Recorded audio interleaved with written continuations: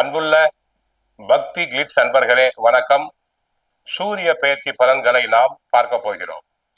சூரிய பகவான் டிசம்பர் 16ஆம் தேதி விருச்சிக ராசியிலிருந்து தனுசு ராசிக்கு செல்கிறார். மார்கழி 1ஆம் தேதி.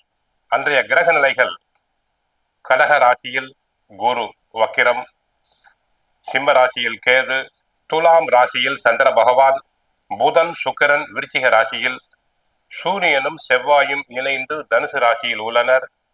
கும்ப ராசியில் ராகு, மீன ராசியில் சனி பகவான் இருக்கிறார்.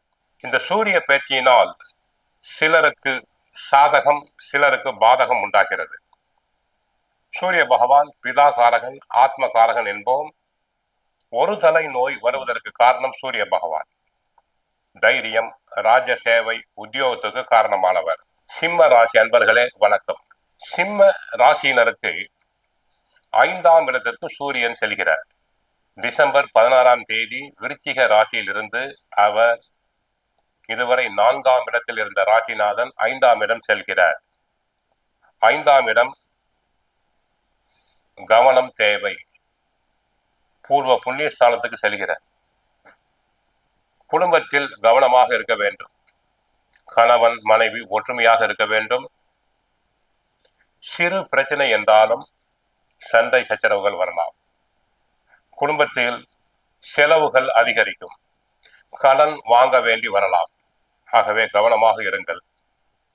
உத்தியோகத்தை பொறுத்தவரை பிரச்சனை. உழைப்பு அதிகம். உழைப்புக்கேற்ற பண வரவுகள் அந்த அளவுக்கு எதிர்பார்க்கும் அளவு இருக்காது. உத்தியோகத்தில் பதவி உயர்வு கிடைப்பதில் தடைகள், தாமதங்கள் உண்டாகலாம். இடமாற்றம் ஏற்படுவதில் தடங்கல்கள் உண்டாகலாம்.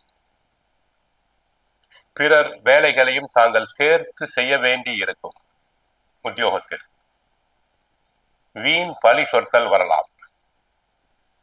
தொழில் வியாபாரத்தை பொறுத்தவரை மருத்துவ தொழில், நகை சம்பந்தப்பட்ட தொழில், வட்டி வரவு செலவு போன்ற தொழில் செய்பவர்கள் கவனமாக இருத்தல் வேண்டும். இல்லாவிட்டால் நஷ்டம் வரும். பொருட்கள் சிவப்பு நிற பொருட்கள், ஆரஞ்சு மருத்துவ பொருட்கள், மூலிகை, வேர்க்கடலை, கிழங்கு வகைகள், தேங்காய், ஏலக்காய், பெருங்காயம் போன்றவற்றை விற்பனை செய்பவர்களுக்கு வியாபாரத்தில் சற்று பாதிப்பு உண்டாகலாம். நஷ்டம் வர வாய்ப்பு உண்டு. கவனமாக இருங்கள். விவசாயத்துறை சம்பந்தப்பட்டவர்களுக்கு விவசாயம் சம்பந்தப்பட்ட கிரகம் சூரியனும் சாதகமாக இல்லை, செவ்வாயும் சாதகமாக இல்லை. ஆகவே விவசாயத்தில் கவனமாக இருங்கள்.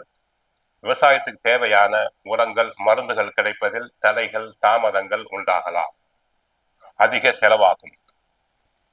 நோய், பித்தம், தலைவலி, ஒற்றை தலைவலி, காய்ச்சல், கைகால் வலிப்பு, தலை நோய்கள், எலும்பு சம்பந்தப்பட்ட நோய்கள் வரலாம்.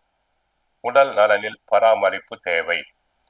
அரசியல் துறையில் பொறுத்தவரை நியாயமாக கிடைக்க வேண்டிய பதவி உயர்வுகள், கட்சிக்குள் பதவிகள் கிடைப்பதில் தடங்கல்கள், தாமதங்கள் உண்டாகலாம்.